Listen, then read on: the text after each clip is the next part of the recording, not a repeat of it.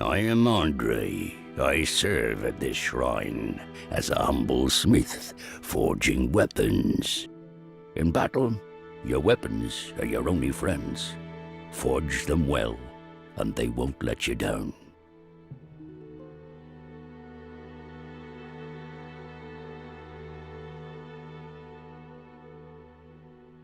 Where would our undead warriors be without their weapons?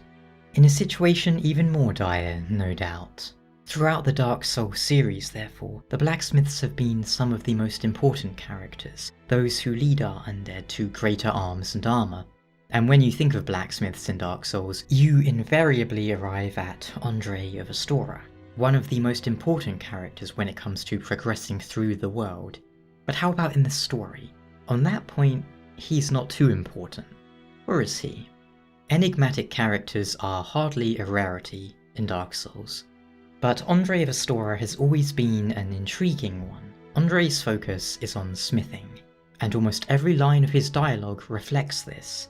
He'll impart very little personal information beyond his name and the fact that he is a smith. Why, he won't even tell you what led him to being a smith in a rundown church in this dying land. We can't even say for sure in the first game if he is human or undead. However, there are a few lines of dialogue that hint at something a little more. The nice thing about weapons, they never betray you, so pay them a little respect, eh? This is the old church. It was abandoned in favor of the church that you passed through. My, that's a rare ember you have there. I've seen one of those before. It's the ember of a divine blacksmith. These lines in particular led me to thinking, back in the day, that Andre was Gwyn's firstborn son. For the following reasons. His line about weapons never betraying you, and the fact that Andre himself wields no weapons, led me to assume that he had suffered some betrayal. And of course, when you add that together with Sunlight Blade, the miracle wielded by Lord Gwyn's firstborn. When the eldest son was stripped of his deific status, he left this on his father's coffin, perhaps as a final farewell. In a sense, Sunlight Blade was his weapon, or at least signifies his abandonment of his godly weapons. Then we have his dwelling in the old church, which was abandoned. One possible explanation for this would be that it was the church of the firstborn, abandoned when he was renounced by the gods. And finally, he has seen a divine ember before. Could well be because if he were the firstborn, then he would have dwelled in Anor Londo. On top of all this, it was revealed in external content, interviews, art books and the like, that the blacksmith was at one point supposed to open a passage for you, probably near the end of the game, and considered to be a descendant of Gwyn, which makes sense considering that he has a rather unique model, a vague resemblance to Gwyn, and even has a very basic form of lip syncing and facial animation in the game, which is, well, very rare in the first game. Now of course, these days we know that Andre most likely isn't the firstborn, considering the third Dark Souls wherein we fight the Nameless King, who is almost certainly the firstborn, and does not use Sunlight Blade, presumably because he left it in Gwyn's tomb, but he does still have a very powerful physical weapon. And the Nameless King is almost certainly the firstborn.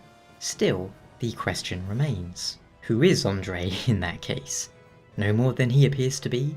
Likewise, what does his appearance in the third game mean, if anything more than fan service? Something curious to note on that. In the first game, Andre has in his possession the crest of Artorias, whom he refers to as Sir Artorias, suggesting a certain amount of respect, at the very least affording him his proper title. And then in Dark Souls 3, Andre resides in Firelink Shrine, wherein one can find the armour of Artorias, albeit in the Dark version, which is a tenuous connection, but one worth mentioning at least. The crest itself opens the door sealed by ancient magic, which is an odd term, isn't it?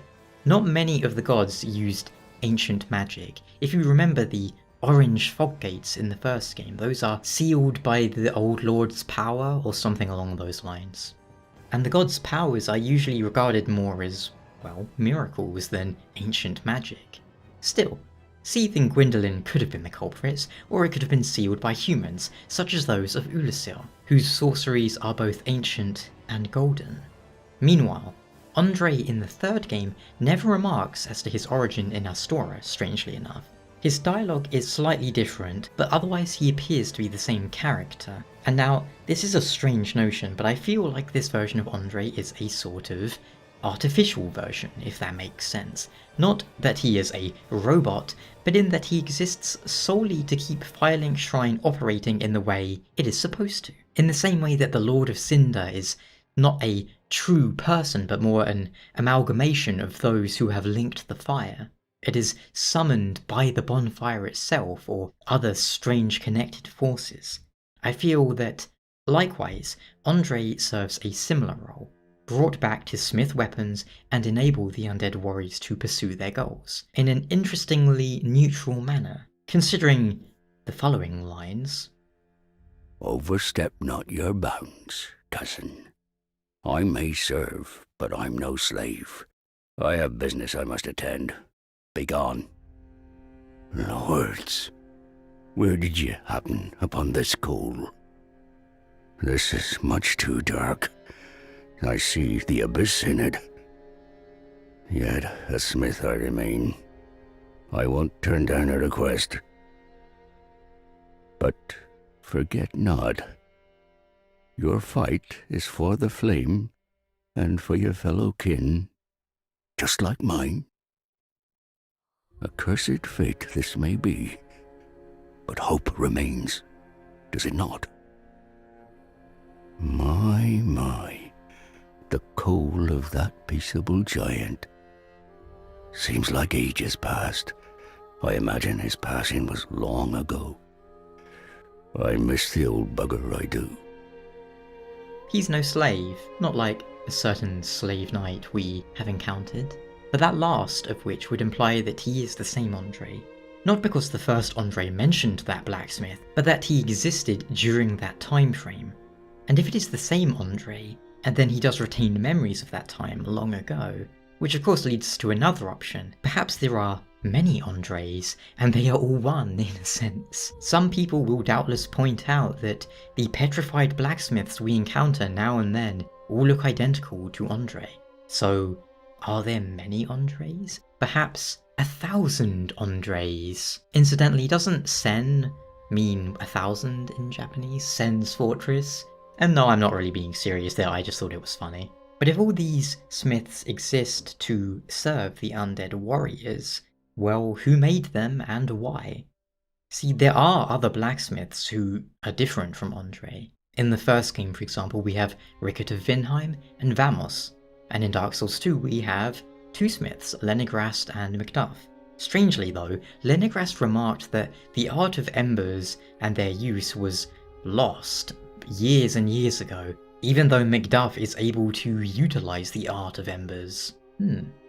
So is Andre no more than he appears, a simple blacksmith from Astora, who was at some point revived to serve in Dark Souls 3? Or is he some other descendant of Gwyn? Perhaps he was the personal smith to the Firstborn, or maybe he is some strange creation of the world itself, existing in multiple forms, all to provide the undead warriors a service on their journey. Which might sound strange, but then what of the bonfires, if not something very similar? Well, I believe that originally he was intended to be the Firstborn, but then by the time of the third game, they had changed their mind, and he's no more than he appears, a smith caught up in our bizarre adventure. What do you think? Without those flasks, you'd want for life or focus, and they'll always stay with you. Why not treat 'em well? Huh?